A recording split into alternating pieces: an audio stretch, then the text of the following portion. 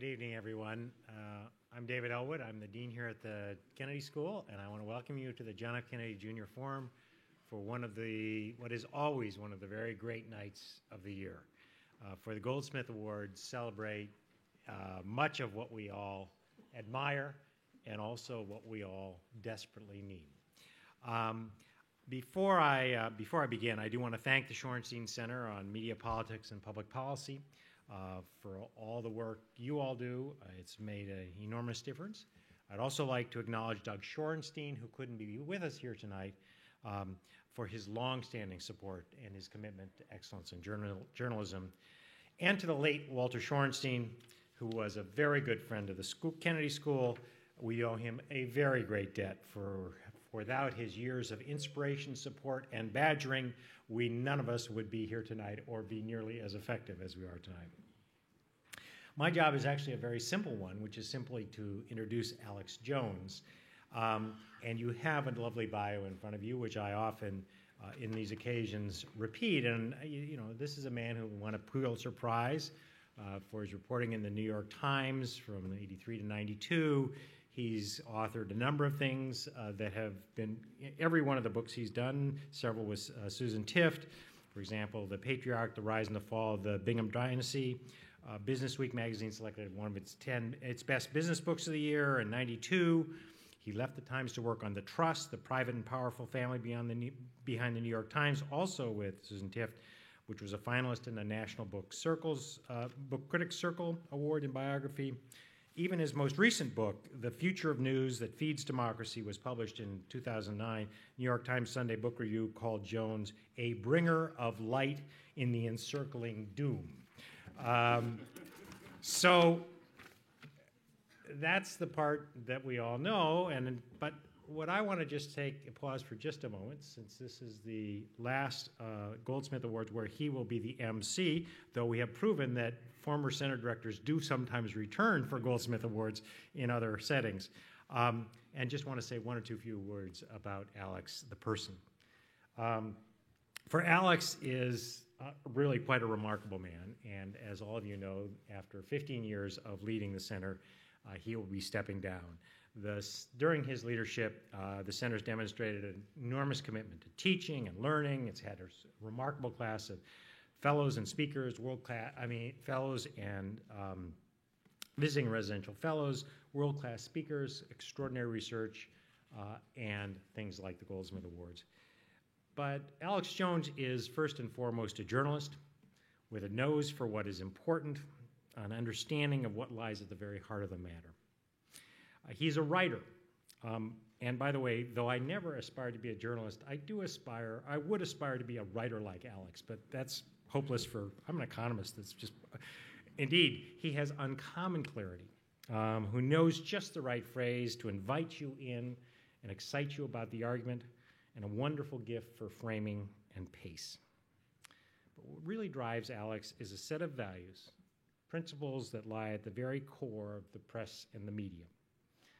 The risk in bemoaning the declines of the traditional press, that gathering circle of doom in the media, is that we lose sight of the real goal, the goal that drives Alex, which is the never-ending fight to ensure that the values like accountability, transparency, depth, independence, and independence are nurtured, protected, and celebrated. For Alex and I believe that they lie at the very heart of democracy. I think Alex sees the changing role of technology and journalism both as a threat, but also as an opportunity to reinforce those core principles. Finally, and most importantly, Alex brings a deep and abiding humanity to his dealings with everyone who has had the pleasure and honor to know him. Whether it is in his intense support for Susan Tift in her valiant battle with cancer, or just the kind and generous words to colleagues, Alex is simply a very good person. Ladies and gentlemen, Alex Jones.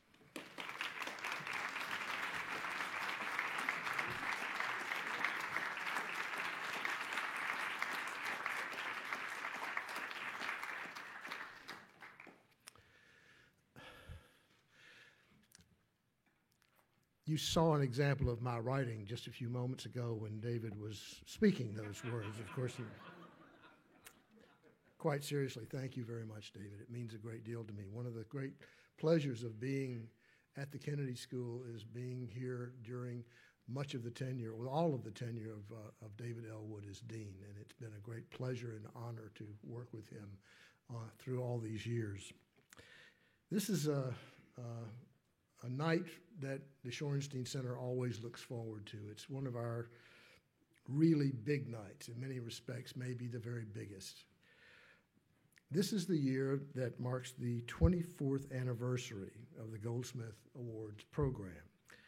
Each year we look forward to this night as a high point for the Shorenstein Center, and if I may say so immodestly, for American journalism. There is, of course, a story behind the Goldsmith Awards.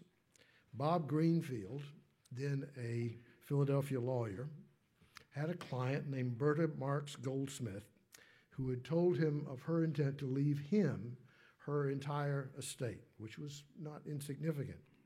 Bob simply declined to accept it and went searching for a good way to use the money for a purpose that Berta would have approved.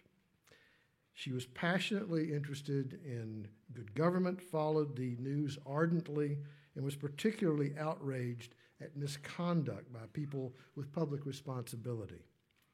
Eventually, Bob connected with Marvin Kalb, the Shorenstein Center's founding director and our career award winner tonight. The result was the Goldsmith Awards in political journalism, which include the investigative reporting prizes, book prizes, fellowships, and the Career Award. In 2012, after an extraordinary life of achievement and many, many contributions to the common good, Bob Greenfield died at 97. I believe that the creation and support of the Goldsmith Awards was one of Bob's proudest accomplishments, a pride that his family shares. We are joined tonight by several members of the Greenfield family and members of the Greenfield Foundation. Mike Greenfield, who serves as a Goldsmith judge, and his wife Elaine and their two children, one of whom is in the hands of his father right over there. Jill Greenfield Feldman, president of the Greenfield Foundation, and Bill Epstein. Without the Greenfield Foundation's continued support and good faith, this would not be possible. This night would simply not happen. Please join me in showing our appreciation to the Greenfield family and to those associated with the Greenfield Foundation.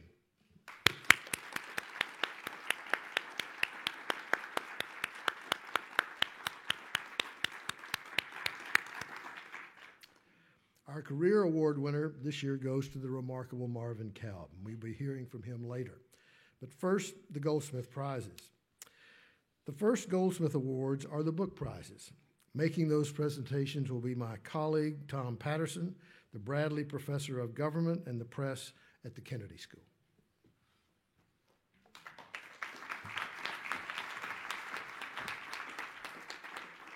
So, thank you, Alex. Each year we award 2 Goldsmith Book Prizes, one for the best academic book in the field of media, politics, and public policy, the other for the best trade book. Each prize carries with it a $5,000 cash award. Before introducing the winners, I'd like to acknowledge this year's other judges. I am one, Alex is another, Matt Baum is here, and Marion Just, who's probably also here. I'll start with the Goldsmith Book Prize in the academic category. The recipient is Media Commercialization and Authoritarian Rule in China by Daniela Stockman. China's news media today look nothing like they did during the Cultural Revolution. China now has more daily newspapers, roughly 2,000, than does the United States. Only a small number of these newspapers are state-controlled. The rest support themselves the American way, through advertising and circulation. And they compete the American way, through infotainment and other forms of attracting audiences. This style has given the commercial media in China audience credibility. In opinion surveys, they rank much higher on the trust level than do the state-owned outlets. Now, this would seem to threaten China's government. But contrary to what we might assume, as Professor Stockman's content analysis and survey data show, the commercialization of China's media has strengthened the Communist Party's control. The reason is that though the commercial media differ in all other respects from the state-owned media, their coverage of politics mirrors that of the state outlets. And because the private media are perceived to be more credible, the effect is to strengthen the state's version of politics. And nearly all of this is accomplished through self-censorship. The commercial press knows that it's free to cover other areas of Chinese life as it chooses, as long as it conforms to the party line when it comes to politics. Media commercialization and authoritarian rule in China is an important book, one of the most important ever to get the Goldsmith Book Award. Its author, Danielle Stockman, is on the faculty at the University of Leiden in the Netherlands. Her teaching schedule prevents her from being with us tonight, but I'd like to acknowledge her book with a round of applause.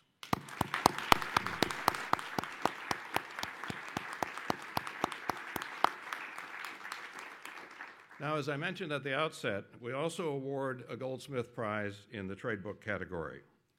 This year's winner is The Invention of News: How the World Came to Know About Itself. Its author, Andrew Pettigrew, is a British historian who's on the faculty of Scotland's oldest university, St. Andrews. Now, what can a history book that ends in 1800 teach us about the digital era?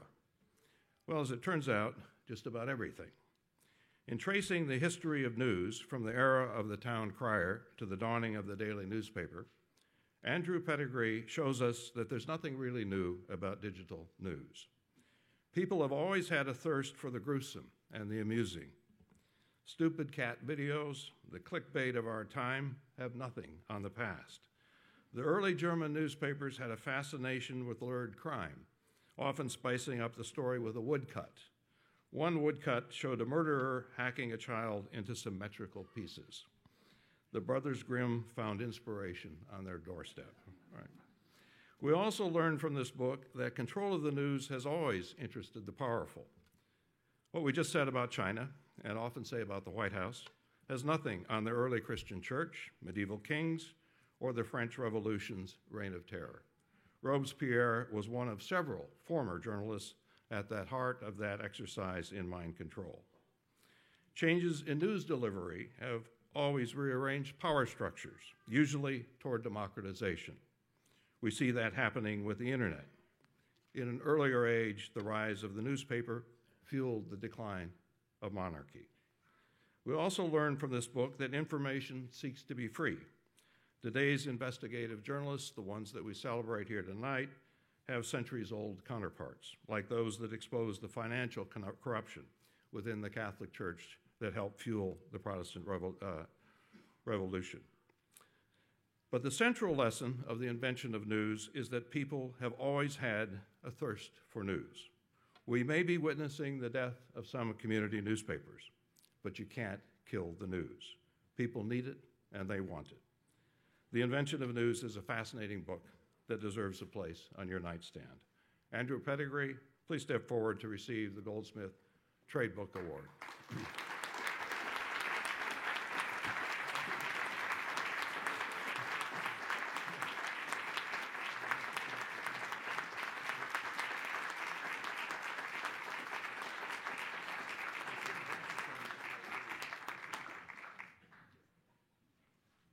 Can you dispose of this for me?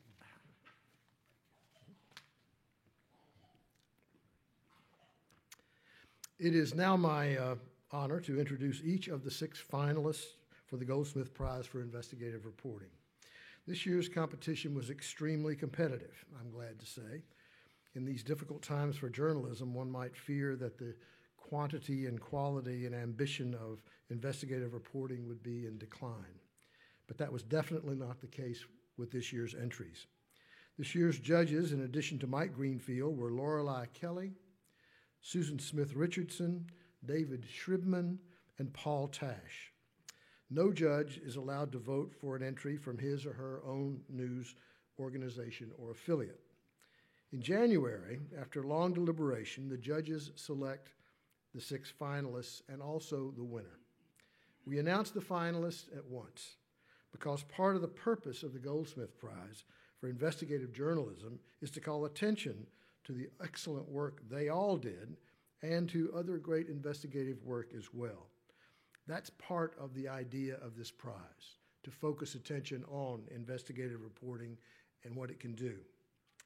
So it is with great pleasure that I describe the 6 finalists, each of which in its own way was regarded as extraordinary. They will be presented in alphabetical order by news organization. Binland Lee was a 22-year-old senior at Boston University who lived with 13 others in a house meant for far fewer people. Her room was in the eaves of the attic where she had slung a beach ball-colored hammock inspired by a school trip to Belize. In the early hours of April 28, 2013, she had trudged up the stairs and gone to sleep. A fire broke out and spread quickly. There was only one way out, which was a gross violation of fire codes, and Binland died. Alarm bells should have gone off all over Boston, the self-proclaimed college capital of the world, but nothing happened except we mourned her. But in 2014, the Boston Globe's famous Spotlight team decided to focus on situations like Binland's that were the norm for much of Boston's college population. What they found was a harrowing pattern of opportunistic exploitation and official indifference. Often, lawless landlords drove a specialty market in student housing by chopping up large homes to cram in as many tenants as possible in basements, attics, and living and dining rooms. Conditions were both squalid and dangerous, with scampering rodents, broken locks, missing smoke detectors, and inaccessible exits. Financially strapped students facing huge tuition bills were easy prey. But these shabby, overcrowded student tenements were hugely profitable because so many were paying rent. The city, it turned out, was utterly unable or unwilling to address the problem. Its inspectors were outnumbered, passive, and disorganized. The city had no clue how many units were illegally overcrowded, which landlords were the most chronic offenders, and the universities were often unwilling to share the information they had about where their own students lived as a matter of privacy. So the Boston Globe set about creating its own database from the chaos of inspection records and scraps of information. The team undertook months of house-to-house interviews and commissioned a student survey that found overcrowding endemic. They sent out student journalists as undercover agents to act as student renters and found landlords scoffing at occupancy limits and substandard conditions. And they also did a deep look into the fire that killed Binland Lee. The result was a 3-part series that rocked Boston and changed things. The city's new mayor vowed immediately to boost the ranks of inspectors and pursue the most persistent landlord violators. He demanded that colleges add thousands of new dorm beds. Colleges that had been reluctant to share information about student housing changed their policies. The city council convened hearings on a major university's business ties to one especially notorious rental housing magnate. The problem was real, and the peril immediate, and the impact of the journalism was powerful, which is the bullseye for Goldsmith quality investigations. Please join me in recognizing Thomas Farragher, Jonathan Saltzman, Jen Abelson, Casey Ross, and Todd Wallach of the Boston Globe Spotlight team for their exemplary work on the series Shadow Campus, Overcrowded, Unsafe Housing. Would you stand?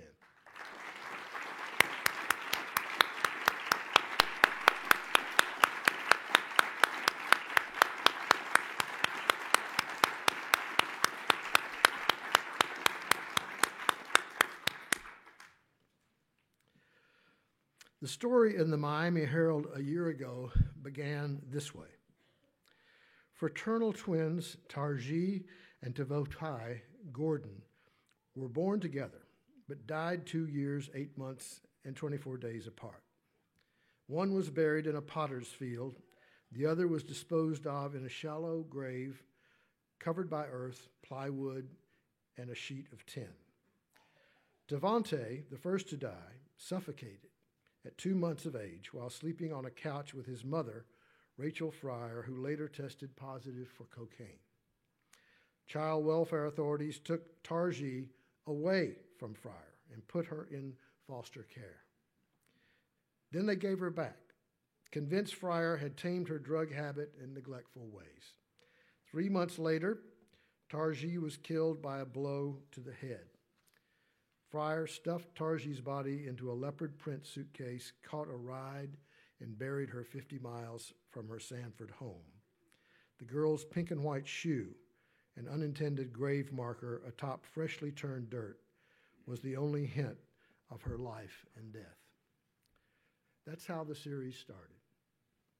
The story of these unlucky innocents were two of 477 children that the Miami Herald took it upon itself to tell. All of them died because they were returned, because of state policy and state neglect, to parents who killed them. They weren't children who died the first time their parents abused them. They were killed because they had been put back in homes where they were in mortal danger. The state of Florida had a policy of favoring what it termed family preservation over child protection. This is a worthy concept on its face, but it's also one that can be horribly flawed, especially if the state does not monitor the home environment that these endangered children are put back into after first being removed because of the abusive behavior of parents. When the Herald set out to explore this murky area of child welfare, they had to file multiple lawsuits to be able to probe these totally preventable child deaths. The state did not cooperate. When the Herald began to review the records after winning court orders, they found not a policy story, but a very, very human one. At the time of publication, they had identified 477 children who had died after being returned to their families, a number that has now grown to more than 530.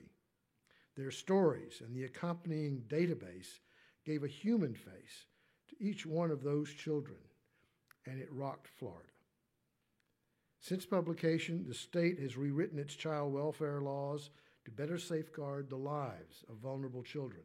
Lawmakers voted nearly $50 million in new money for child protection, and the Department of Children and Families was ordered to create a website that lists all child deaths and posts relevant data and reports, ensuring that these deaths will no longer be cloaked in secrecy.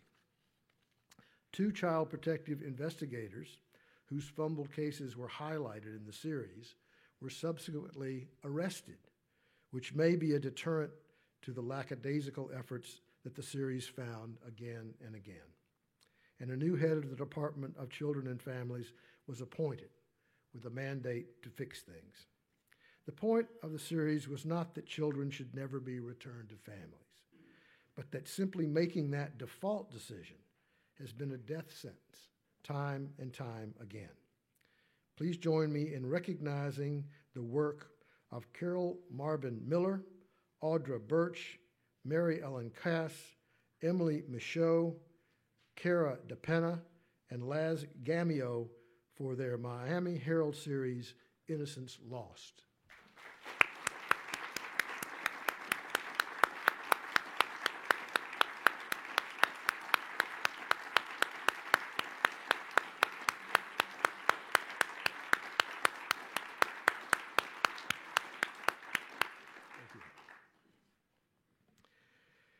In September of 2013, the nonprofit organization Violence Police Center, Violence Police Center in Washington, D.C., named South Carolina as #1 in the nation when it came to women being killed by men. South Carolina is a Bible Belt state, a bastion of conservatism and of a Southern tradition of protecting women. And yet, as the Charleston Post and Courier reported in its sweeping series on the way the state actually protects its women, the reality is starkly other. The Post and Courier assembled a set of horrific statistics that put the priority that South Carolina gives to the safety of its women, it puts that in vivid relief. For instance, in the last decade, 3 times the number of South Carolina women had been killed in domestic violence incidents than all the soldiers, sailors, and airmen from the Palmetto State that had been killed in Iraq and Afghanistan combined. A woman is killed every 12 days in South Carolina. And while there is an animal shelter in every one of the state's 46 counties, there are only 18 safe houses for battered women. That statistic seemed to have special resonance. The Post and Courier is not a hell-raising liberal publication, but it is a real newspaper, and it went to work on holding a mirror up to its state and its people. It wasn't easy. The state is awash in guns, which is the weapon of choice in domestic violence deaths, and anti-gun control sentiment is deeply ingrained. The state legislature has for years throttled legislation that would have the effect of protecting women. And simply getting the facts was a huge challenge. The Post and Courier team compiled the first ever database of domestic killings, their circumstances, and outcomes of each case. The team used police reports, court records, criminal rap sheets, and other documents to plot the locations of killings, determine what had happened, and to look for commonalities and trends. The team also studied the conviction rates and plea deals of domestic violence, something the state's judicial system did not do. The result was a shocking and harrowing 5-part series of articles headlined, "Till Death Do Us Part."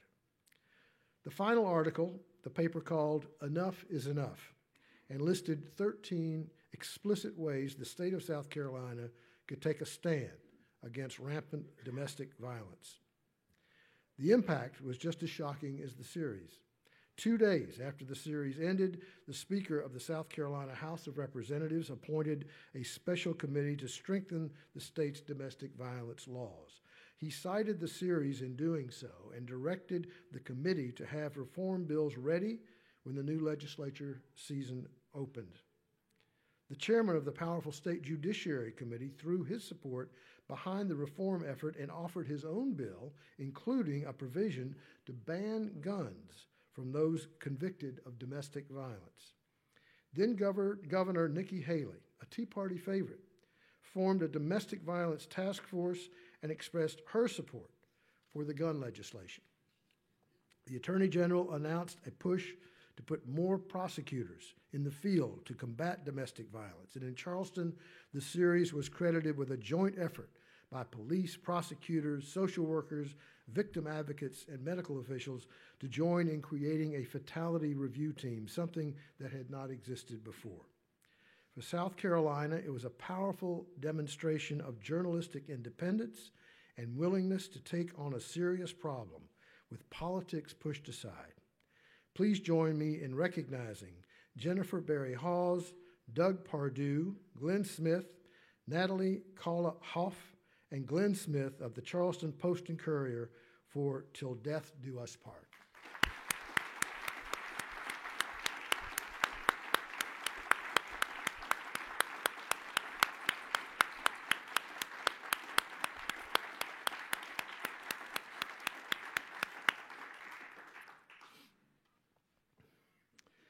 Going after the American Red Cross is not unlike going after the Red Cross.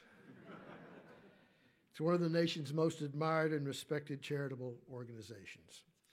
When disaster strikes, the Red Cross is the beneficiary of a surge of donations based on the faith that, as the organization has long claimed, more than 90 cents of every dollar goes to people in need. Open-hearted citizens donated more than $300 million to the group after Superstorm Sandy in 2012, and another $1 billion in 2013.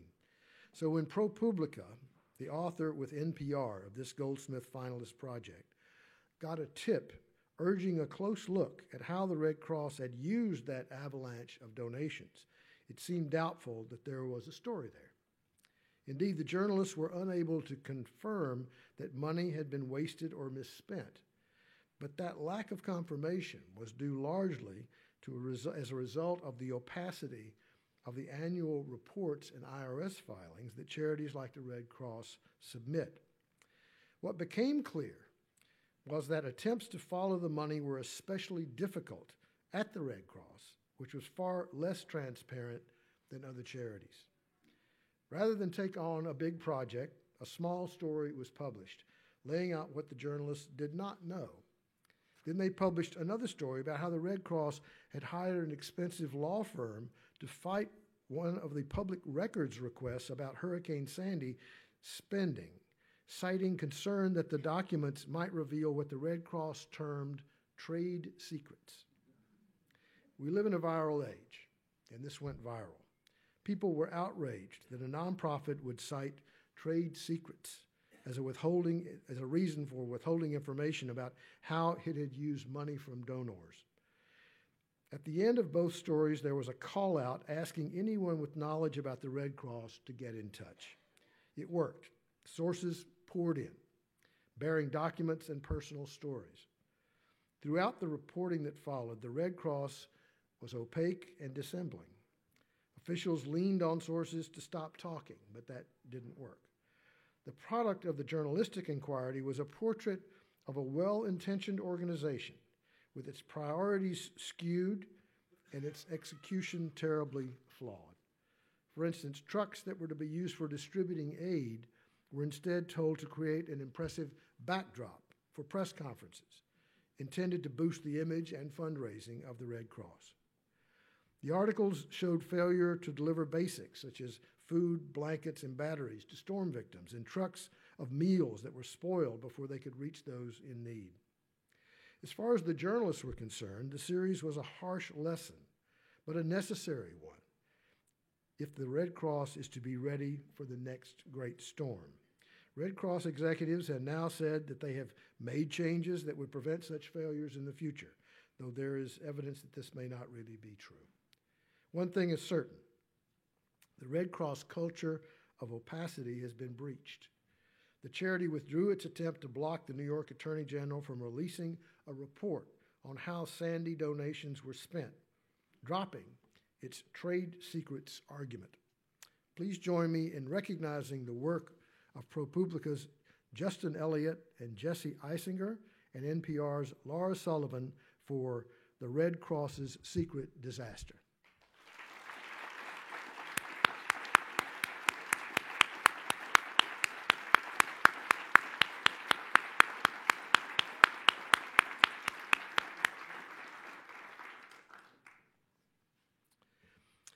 The marble facade, excuse me.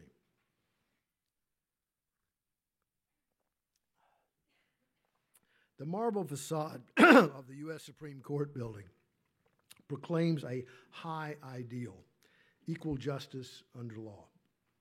Reuters tested that promise. To get a sense of the impact of the Reuters series, The Echo Chamber, here are a few reactions. Fascinating, wrote Jeffrey Toobin, who covers the Supreme Court for CNN and The New Yorker. Big, tweeted Nina Totenberg, who covers the court for NPR. Spectacular, wrote Linda Greenhouse, the Dean of Supreme Court Reporters and a winner of the Pulitzer Prize for her coverage. Bill Moyers blogged, "How is it that a branch of government that's supposed to serve as a neutral arbiter fails so frequently on the side of the wealthy and powerful?" The thing that had dazzled these veteran Supreme Court watchers was Reuters' utterly novel and unprecedented examination of the court's docket to scrutinize its most secretive process, how the justices select which cases they will hear. And it turns out that the result was a genuine insight. A small group of lawyers has secured special entree to America's court of last resorts. and given their clients, almost always the nation's largest corporations, a disproportionate chance to influence the law of the land. The Reuters team dissected more than 10,000 appeals and spanned 9 Supreme Court terms and involved almost 17,000 lawyers. Among those attorneys, 17,000, they identified a group that might best be called the elite of the elite. 66 lawyers who succeeded in getting their cases before the court at an incredible rate. And of those 66 lawyers, 51 work for law firms that primarily represent corporate interests. Although they accounted for far less than 1% of the attorneys who sought the court's agreement to hear their cases, these lawyers were involved in an astonishing 43% of the cases the justices chose to decide during the period Reuters examined. To explicate these findings, the reporters interviewed hundreds of America's top lawyers and constitutional lawyers, and in a true reporting coup, they got on-the-record interviews with 8 of the 9 sitting justices. Justice Ruth Bader Ginsburg, with her typical candor, said it flatly: business can pay for the best counsel money can buy. The average citizen cannot. That's just reality. To cite another statistic from the series, 30% of individuals' petitions were accepted when filed by a member of this legal elite. When the lawyer was not from this elite group, the number accepted was 1%. Might this change because of the series? Probably not much. But at least now we know. Please join me in recognizing the work of Joan Biskupik, Janet Roberts, and John Schiffman of Reuters for the Echo Chamber.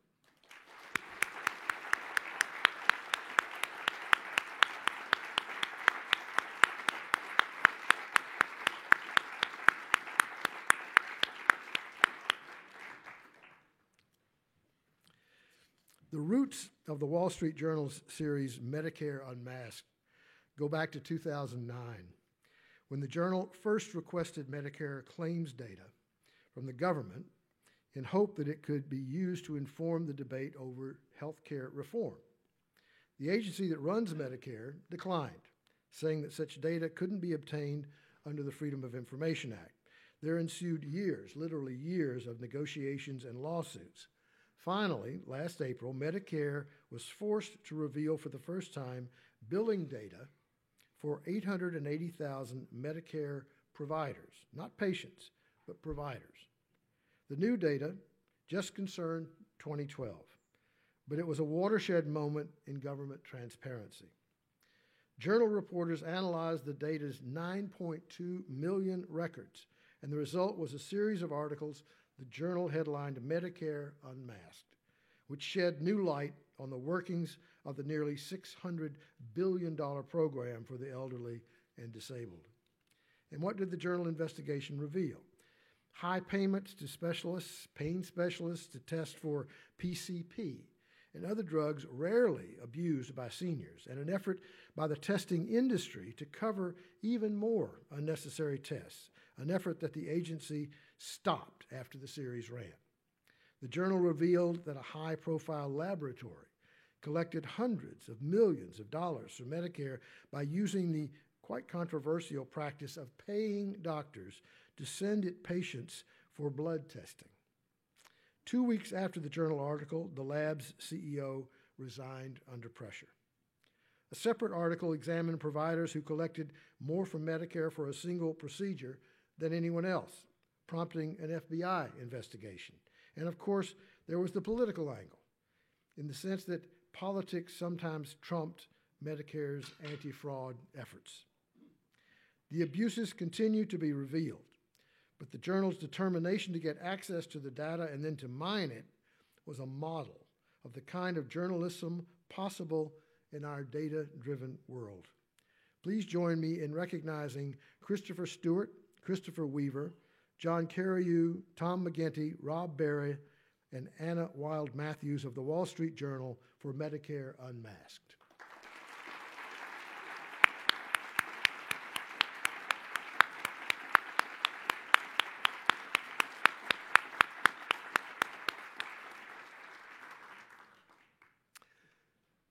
Before I announce the winner of this year's Goldsmith Prize, I would like to ask all of the finalists to stand once more so we can show our appreciation for their excellent work. Please stand.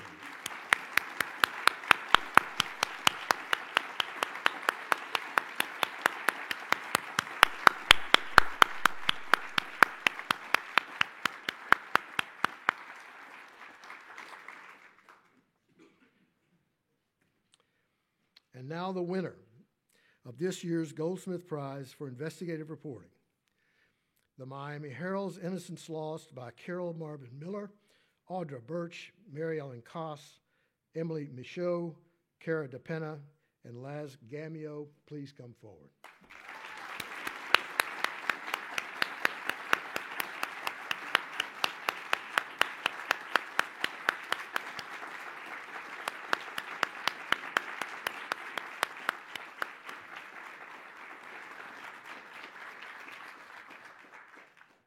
That one's for you. Thank you. This one is for you. And we have a photograph, of course.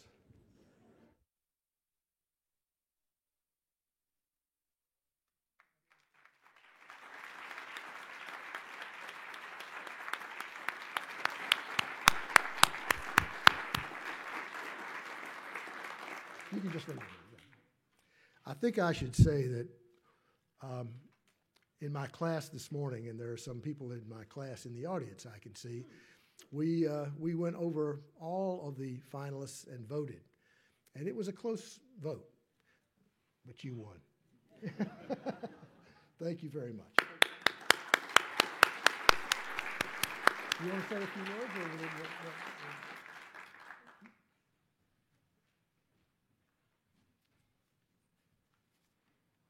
Thank you very much.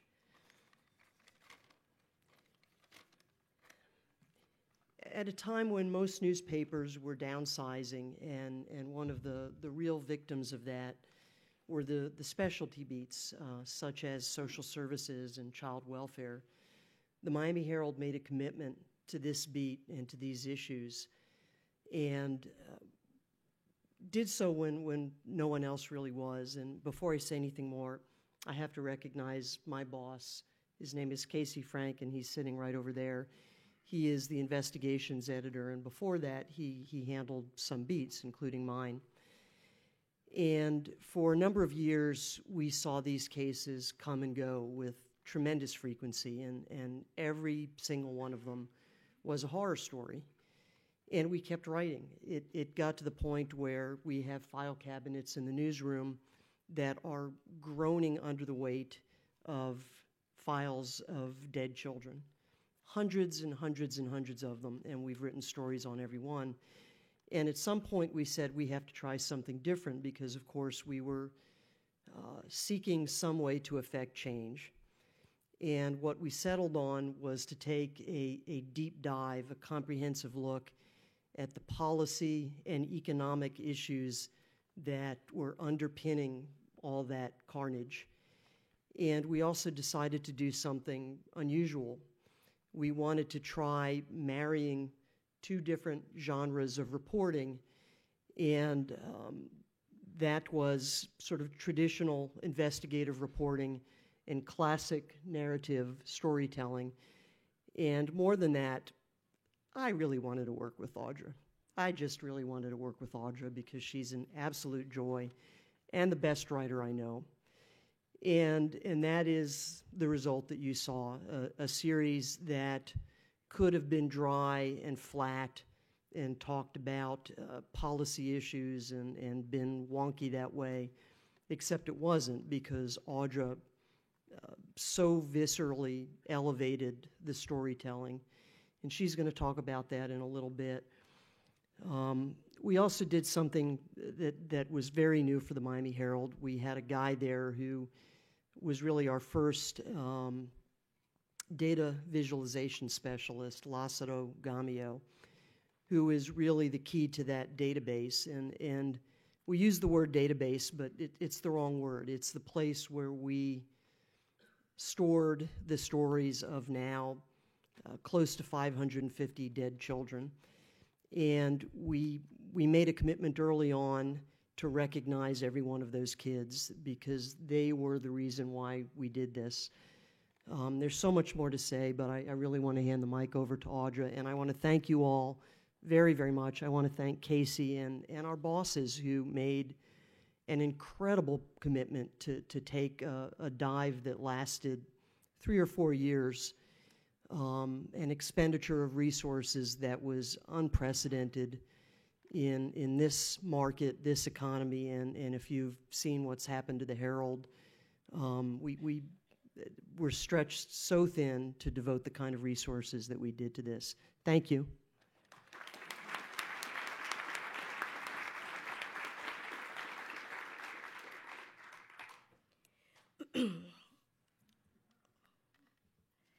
You know, early on, we decided that we wanted to really humanize this project, and Carol and I decided that we really wanted this, as she said, to rise above policy. And in order to do that, and the way that we decided to do that is that we really, really wanted to write about every single one of these children, every one of them, all 477 of them. And that's what we did. We literally wrote about every single one of them. And the idea was not just to mark their death, but in fact to mark their very, very short lives. And to do that, we zigzagged the state with Emily Michaud, who was a remarkable photographer and videographer. We went to prisons, we went to cemeteries, we went to places, we went to funeral homes. I mean, we went everywhere that we could, that we thought would fill in the blanks and help us to understand who these children were. And then when we came back, we collected as many photos as we could. We read through obits, we read through medical examiner reports, and then we went to these bereaved families, and they most often were grandmothers, and sat with them and asked us, and we asked them to please tell us who these children were. And so we started to learn things like their favorite dump truck color, and the fact that little girls want to be princesses when they grow up, and little boys love pets that they can call, that they can be with and play with. And in some cases, we had a little boy who died with his pet. He died with his pet in a garage. And so that became, in addition to the policy, and in addition to letting our readers know how flawed this system was, most importantly, it was to give our readers a sense of the toll, what this really, really meant to our community, what the losses were. And so in the end, what we really felt like we had done was that we weren't going to leave any child behind.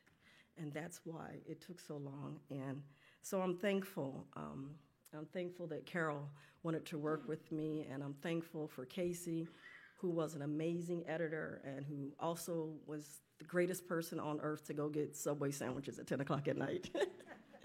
And most importantly, we thank the Herald because they didn't have to. They chose to invest in this project. And so on behalf of the Miami Herald, Carol, Casey, thank you.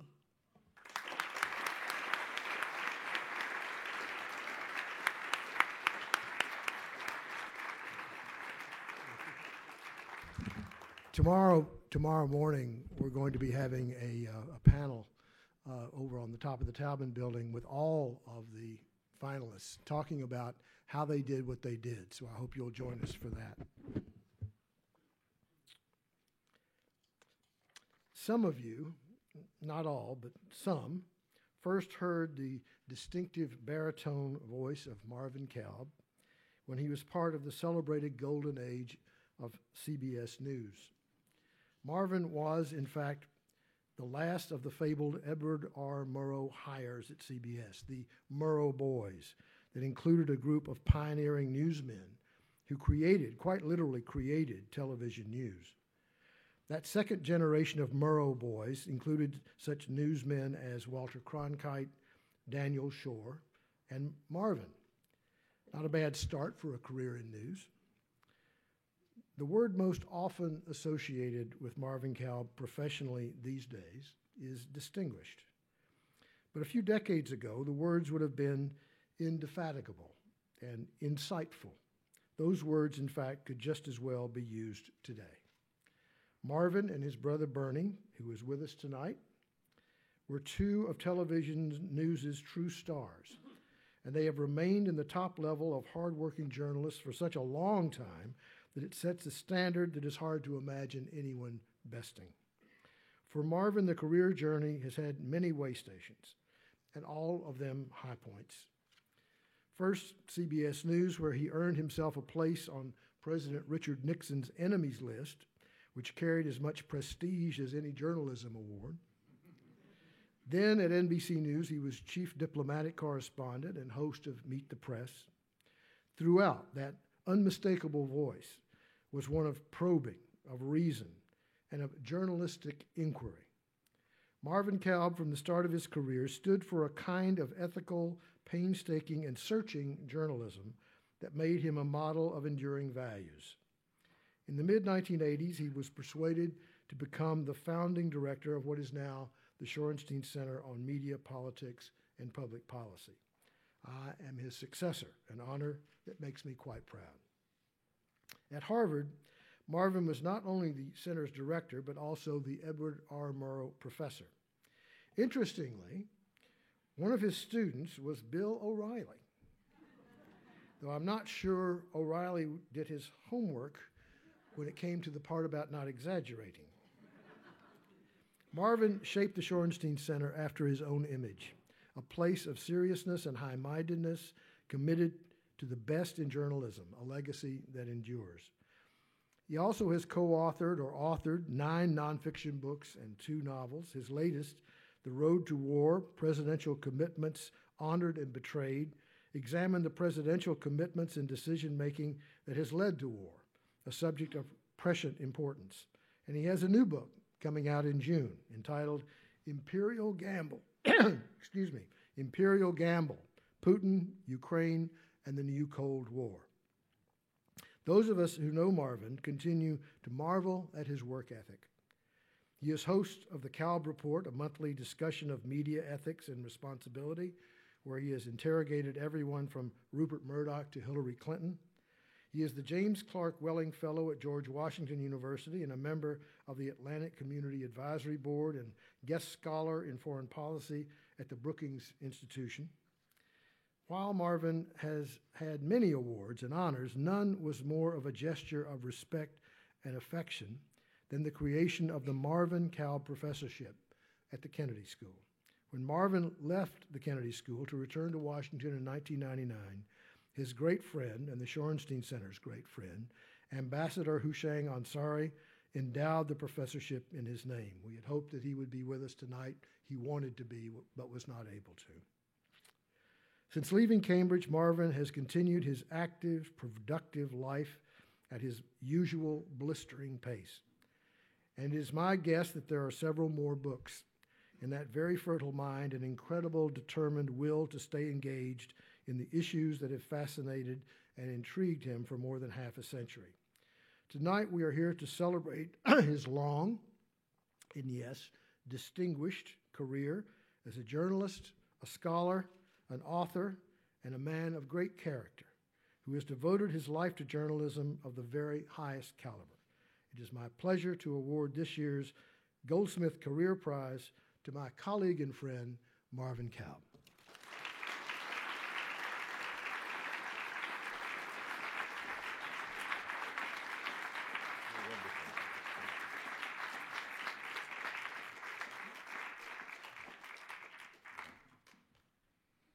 Alex, thank you very much for that overly generous introduction. And you know the story.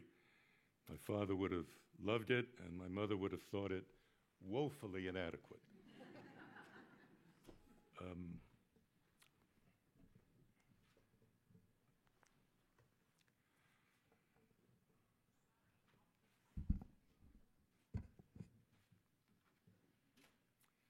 I want to thank a number of people here tonight, Alex, not just you, but the people at the Shorenstein Center, where I spent 12 marvelous years, loved every moment of it. And I want to thank them, and I want to thank you for having led the center so impressively over the past 15 years. You deserve a big hand. I want to give it to you.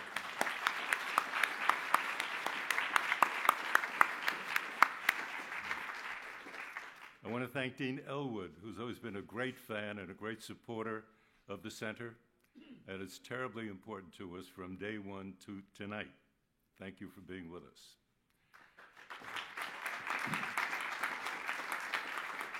I want to thank the Greenfield family, and I want to tell you guys that I've met a lot of people in my life, but Bob Greenfield was so incredibly special. He was, for some people on this planet, a mensch of the highest dimension. He was a class act, and it was an honor to work with him to set up the Goldsmith Prize. And when we did, we didn't know if it would really take, but it's now rooted in journalism. And of course, $25,000 a year per prize doesn't hurt. I also want to thank Walter Shorenstein. And I know he's no longer with us, but so far as I'm concerned, he's here, sitting right up front. I want to thank members of my family for coming tonight, my friends, students, faculty. Thank you all very much. I want to start with two stories about a journalist and a craft we call journalism. There may be something to these stories for us to think about. The first story takes us back to December 7th, 1941, the day the Japanese attacked Pearl Harbor. Edward R. Murrow, the CBS journalist then covering the London Blitz in World War II, had a dinner date with President Roosevelt, made weeks before. He was sure it would be postponed given what had happened earlier that day, but Roosevelt wanted to hear about how the British people and the British government were holding up during the Blitz. Murrow was informed that dinner with the president was still on, but it might not start till after midnight. Is that okay? It was okay. During dinner and after, Roosevelt asked Murrow about the Brits and the Blitz, and then he turned to Pearl Harbor. Murrow, like most Americans, knew only what the White House had released earlier that day. The surprise Japanese attack, American casualties, ships and planes lost. No more. We did not have live broadcasts back then. We could not see the destruction, nor interview people caught up in the confusion and turmoil. Roosevelt, setting no ground rules, what was on the record or off, proceeded to fill in many of the blanks. The number of ships sunk, the number of planes destroyed. He lamented at one point, on the ground, by God, on the ground. And of course, the number of Americans killed and wounded. These were not exact numbers, they were estimates.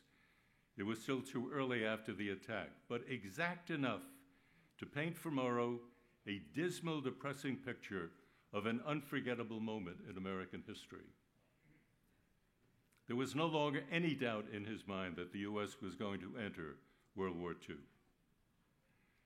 Roosevelt also told Murrow that on December 8th, he would go to Congress and request a declaration of war against Japan. The last declaration of war, by the way, ever requested by an American president, though we have been involved in many wars since, but that would take us into another story. When this extraordinary briefing was over, Murrow left the White House with a question on his mind. He had a great story, no doubt of that. Roosevelt had never said off the record, in fact, there were no ground rules at all. Murrow could have gone to the CBS Bureau and done the first report on the true costs of Pearl Harbor. In fact, maybe that was what was on the president's mind, really. Maybe that's what he expected that Murrow would do. Roosevelt, after all, was no innocent in press management. He understood the game of politics and the role of the press in it. But Murrow did not do a broadcast. He returned to his hotel room to think about what had happened to America on that day, December 7, 1941, and then to think some more. Later in the morning, Murrow went to Capitol Hill to hear the president request the declaration of war, and that night on CBS Radio, Murrow's report was a work of art.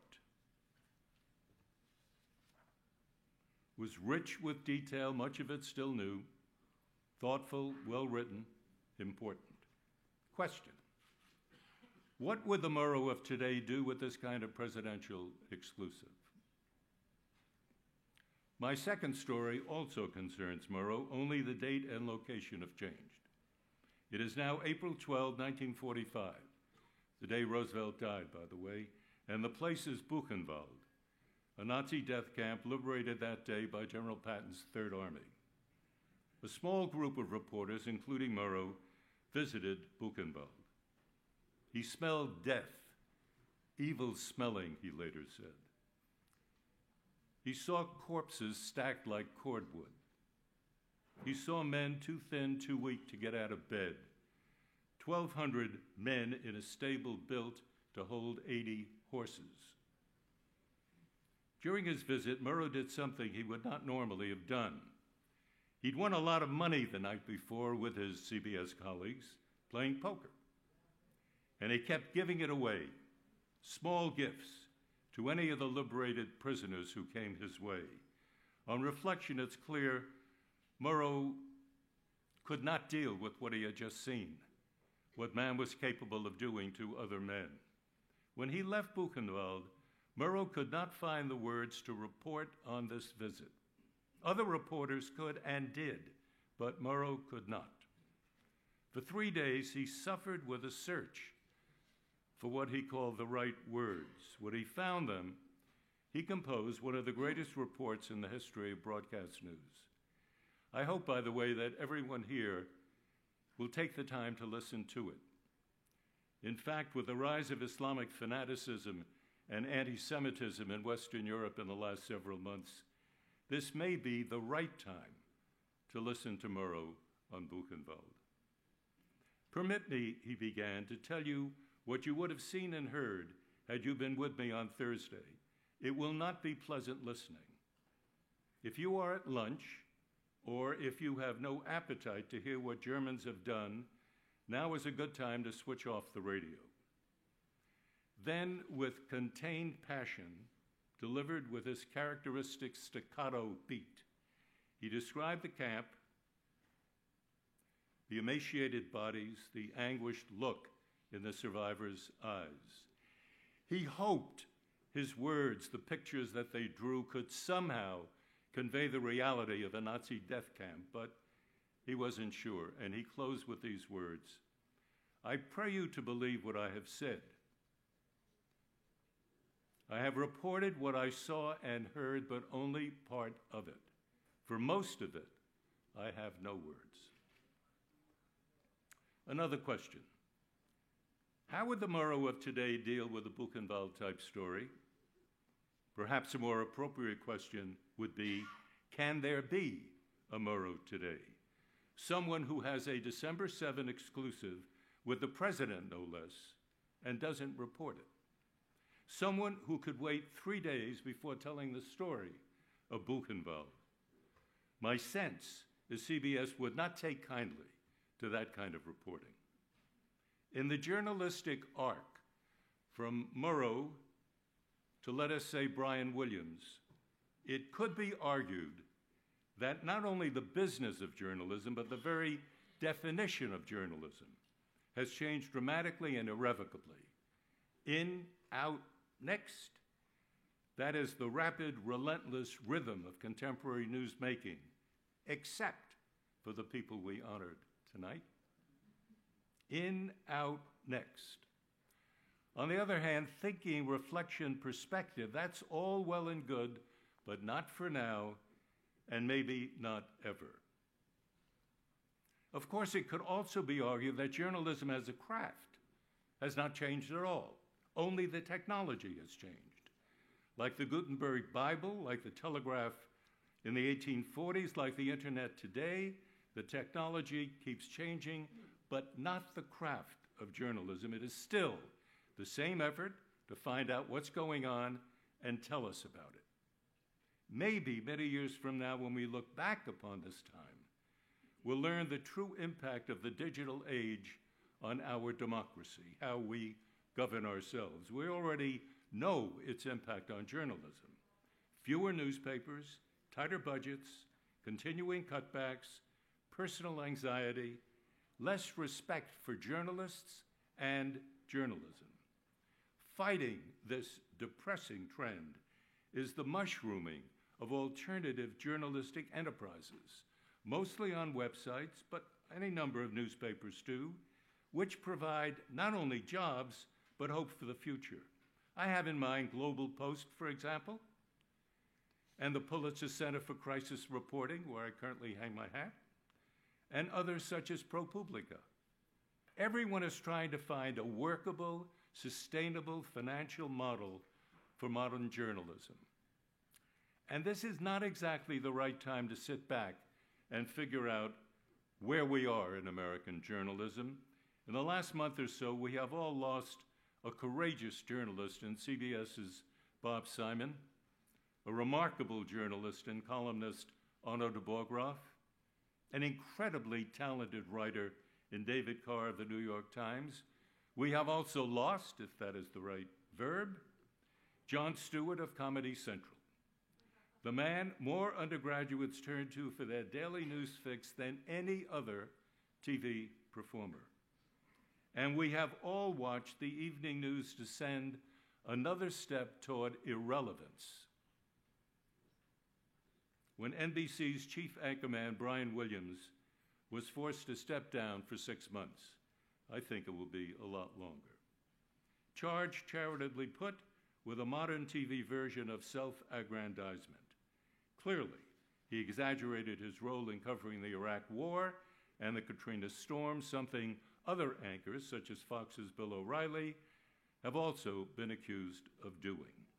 On talk shows, Williams seemed to boast about his role as a reporter, the risks he faced, and the courage he showed, all, I suspect, in an effort to beef up his ratings for the nightly news program. Forgetting that, whether on talk shows or nightly news, he was the face of NBC, and many people believed him. O'Reilly, in a similar situation, reacted by fighting back fiercely and then watching his ratings soar by 11%. Why did Williams do what he did? One, because he's a terrific storyteller. He loves to spin a yarn. And two, the pressure of ratings drive TV anchors, newspaper columnists, probably even university professors, excuse me, to push the boundaries of truth-telling to attract a wider audience, sometimes for no reason more compelling than the desire to get a return invitation. Truth in the digital age has become a slippery commodity, exploited, expanded, and manipulated for maximum personal or professional advantage. My concern is the effect of digital reporting on our democracy. In the mid-1990s, I did a research paper for the Shorenstein Center called The New News, my very modest attempt to explain the changes then rocketing through the industry. Looking back, I realize I barely scratched the surface. We have, in fact, been living through a revolution in communications unlike any the world has ever seen or experienced before. It's Gutenberg to the nth power. It affects everything, reality and our perception of reality. We see and understand things through the many prisms that compose the digital age. The ubiquitous iPhones, Twitter, social media, Instagrams, all the rest. New today, discardable tomorrow. Nothing any longer seems durable. We are understandably fascinated by the new news, the new technology, the digital age, but so is the Islamic State. So are Presidents Obama and Putin. The world is now wired for instantaneous communication, everyone searching for and expecting immediate answers and gratification. For example, a morning Poroshenko comment on Ukraine becomes instant fodder for analysis and decision-making, not just by journalists, but also by presidents. What's new here is the speed and the effect of that speed. It has now come to be expected by the noon briefing or sooner. The administration will have produced an official policy statement or an evasive non-statement in response to Poroshenko's comment. Let's say that the question is, should we send lethal weapons to Ukraine? Yes, says a ready Senator McCain, and he's on television, by the way, more than an anchorman. Yes, echoes a Washington think tank, Brookings in this case. No, for God's sakes, implore a few pale and innocent professors. If someone is keeping score, the yeses seem to be winning this debate. Mid-afternoon and an always reliable source hints that the president is close to a decision. And by evening news time, the White House says definitively that the president has not yet made up his mind, that he's still thinking about sending lethal arms to Ukraine. Reporters frown. They've heard all this before. Their copy reflects their impatience and disappointment. He is indecisive. He is a poor leader, they say. This judgment, by the way, is made in Washington. But because of the technology, it becomes instantaneous wisdom all over the world. Tom Brokaw calls this the Big Bang theory of modern-day journalism, and I should add public policy deliberation as well. And presidents, frustrated often by much of this mindless chatter, seek new ways to go around the mainstream media and directly to the voter, an unfortunate pattern of evasion that presidents from Richard Nixon to Barack Obama have employed to duck the inquisitive reporter. Put off by the headline writers, and understandably perhaps, and aware that only 20% of Americans between the ages of 18 and 24 actually read a daily newspaper, President Obama now prefers to give interviews to targeted audiences, generally websites such as Vox, BuzzFeed, and more recently YouTube, where younger audiences get their news. Dan Pfeiffer, Obama's media guru until recently, has been absorbed at the White House for a lot of years studying politics in the digital age. We're on the cusp, he said, of a massively disruptive revolution. A revolution, I suspect, that will also have profound consequences for our democracy. Rather than deliberate, if necessary, slowly, carefully, we're pressed into quick decisions by the relentless demands of digital technology. Little priority is reserved for a careful consideration of policy options, not always, but rarely. I know that we have all survived, and some of us have even prospered as a result of earlier technological revolutions, and maybe we'll survive this one too, but we don't know. In a revolution such as this one in communications, we can't know until it's over. Crane Brinton used to say here the same thing about the French Revolution. But when it is over, I fear, we may only be left with a tattered, fragile version of our once vibrant democracy. Allow me for a moment to invoke Murrow once again. Way back in 1958, when his best days as a reporter were behind him, Murrow wondered whether the new technology of his day, namely television, was helping or hurting our democracy. Whether it was raising educational levels, making people smarter, more knowledgeable about national and world affairs, or whether it was doing no such thing. He concluded that television in the preceding decade had failed the American people, producing, in his words, decadence, escapism, and insulation from the realities of the world in which we live. I think Murrow, were he alive today, would find little reason to change his judgment. And with what is now called cable news, he would, I suspect, be even more inclined toward his original judgment. He did advance a possible solution, Now, I advance it again this evening, but I don't think it represents our salvation, even if accepted and acted upon. And that is that each of the 20 or 30 major corporations sponsoring radio and TV programs devote 1 hour or 2 every year to the networks for a discussion of important issues like a presidential election. That would represent minimally 20 or 40 hours of additional programming on these issues, all without the usual 6 minutes an hour break for commercial interruption. Murrow's idea was not accepted in 1958, and I doubt that it will be accepted today, but his concerns ought to be explored and respected. He described the American people as wealthy, fat, comfortable, and complacent. True then and probably true today as well. He then quoted columnist Haywood Broun as saying, "No body politic is healthy until it begins to itch." Murrow, in this sense, wanted us to itch. And what produced the itch, as he saw it, was good television. It has awesome potential, and its influence and power are still pervasive. It's even invaded the iPhone and the wristwatch. But in Murrow's view, if this instrument, television, is good for nothing but to entertain, amuse, and insulate, then the tube is flickering.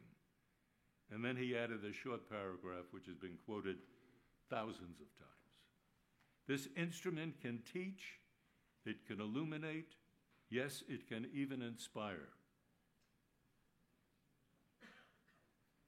But it can only do so to the extent that humans are determined to use it to those ends. Otherwise, it's nothing but lights and wires in a box. Now, today we know it's wires and lights in a cloud, no longer a box, but the same challenge beckons to the leaders of American media and, as important, to American journalists operating now under severe financial and technological pressures.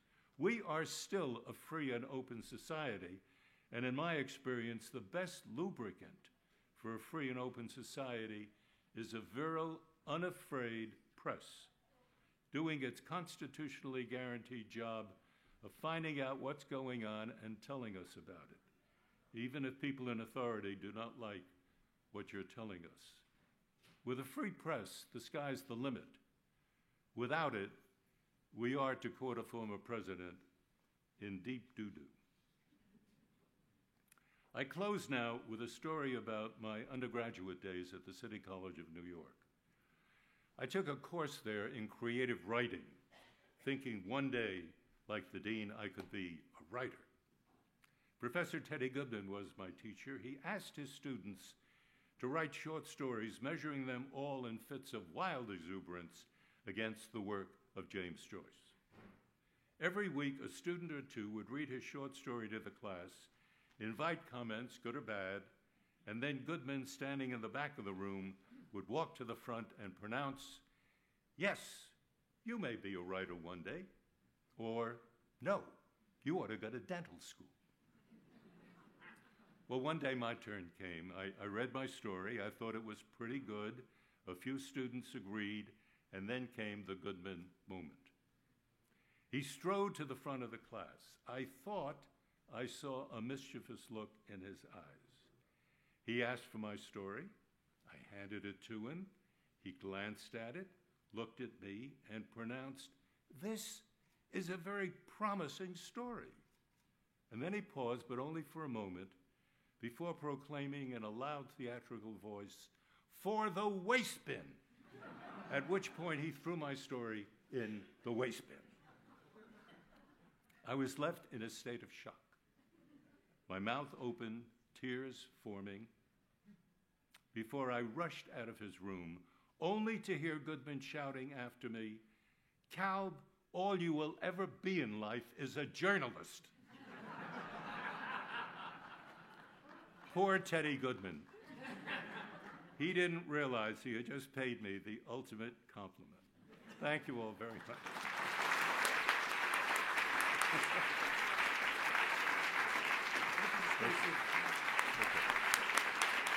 you.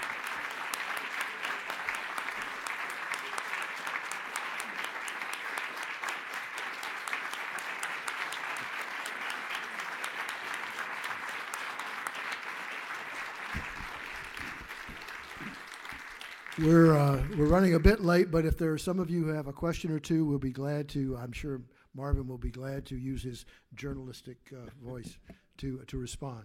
There are microphones here and there, up here and over here. If I may, Marvin, I'd like to ask the first.